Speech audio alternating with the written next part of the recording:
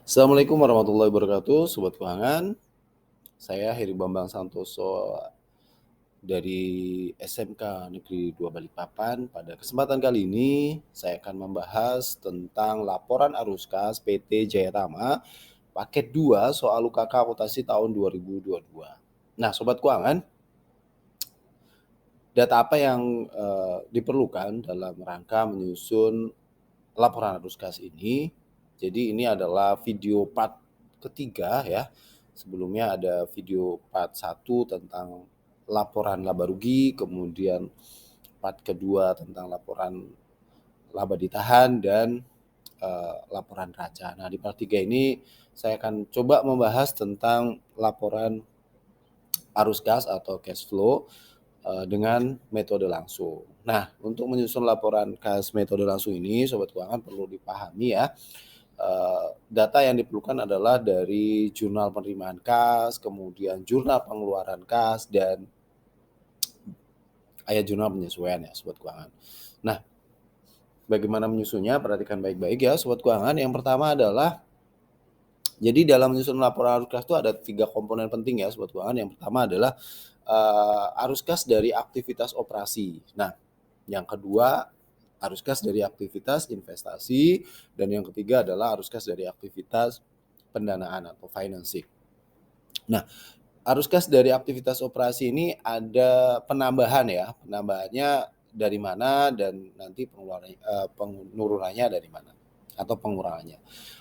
Perlu Sobat Keuangan pahami dulu bahwa laporan arus kas itu adalah laporan yang menggambarkan kondisi kas perusahaan, uang kasnya masuk dari mana dan keluarnya untuk apa gitu ya.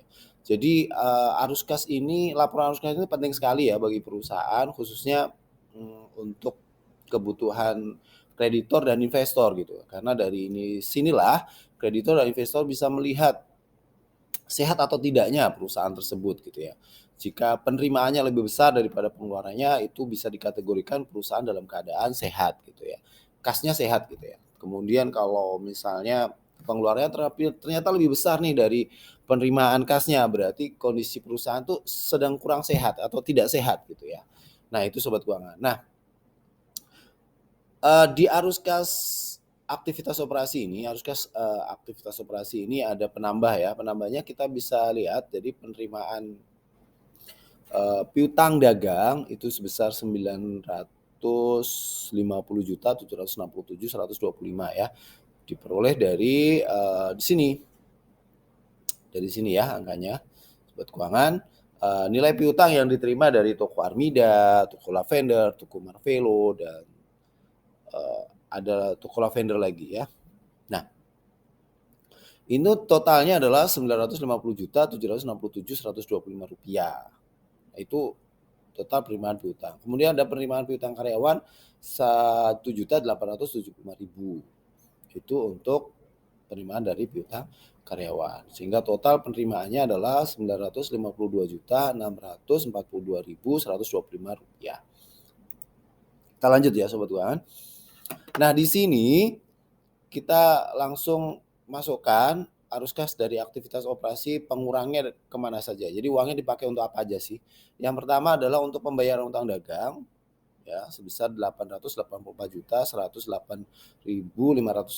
Nah, ini sengaja saya berikan tanda kurung ya sebagai pembeda dana kas yang masuk dan dana kas yang keluar. Kemudian untuk pembayaran utang beban, pembayaran beban listrik, air, dan telepon, serta pengisian petty cash ya. Nah, data ini diperoleh dari jurnal pengeluaran kas gitu. Sobat Keuangan bisa lihat ini di kolom cash in bank-nya ya, kolom cash in bank. Nah, Sobat Keuangan, jadi total untuk tadi yang saya bilang pembayaran utang dagang itu diperoleh dari data untuk pengeluaran kas kepada PT Andara, PT Dirama, dan PT Andara lagi ini. Totalnya adalah Rp884.108.500.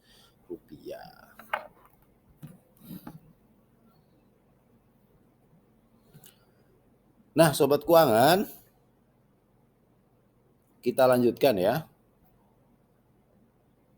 Kita lanjutkan.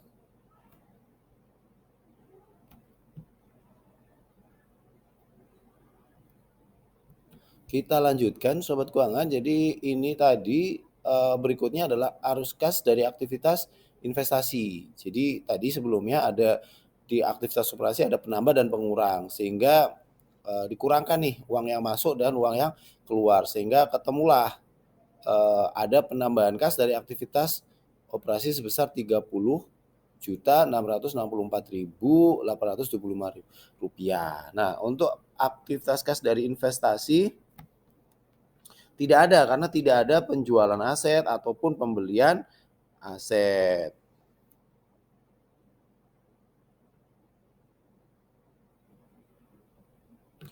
Ya. Nah, saya ulangin karena tidak ada penambahan atau pengurangan dari aktivitas investasi, jadi kita langsung lanjutkan ya. Nah, di jurnal penerimaan kas maupun di pengeluaran kas tidak ada aktivitas pembelian aset atau penjualan aset. Nah, sobat keuangan, kita lanjutkan untuk arus kas aktivitas pendanaan ya. Dari aktivitas pendanaan ini ada penerimaan dari pendapatan bunga ya sebesar Rp1.401.700. Ini diperoleh dari jurnal penyesuaian sobat keuangan ya, karena jurnal penyesuaian dibuat di akhir bulan. Nah, kita lanjutkan. Kemudian di pengurangnya itu ada pembayaran angsuran bank atau bank loan ya, kemudian pembayaran interest expense ya. Pak, bedanya bank loan kok masuknya di aktivitas pendanaan? Nah, ini sifatnya adalah long term ya, long term liabilities, jadi jangka panjang ya. Nah, kemudian ada pembayaran interest expense sebesar 4.950.000. Selain itu ada pembayaran bank charge ya atau biaya administrasi ya dari interest revenue yang diterima tadi.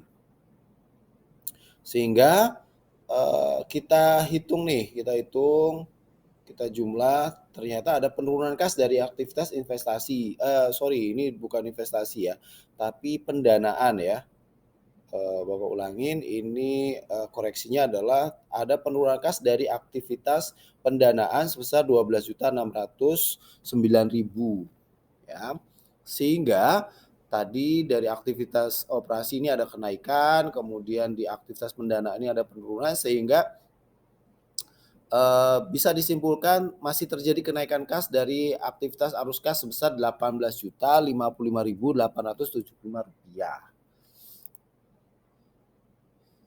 Nah, ini sobat keuangan untuk menjadi komparasi atau pembanding ya.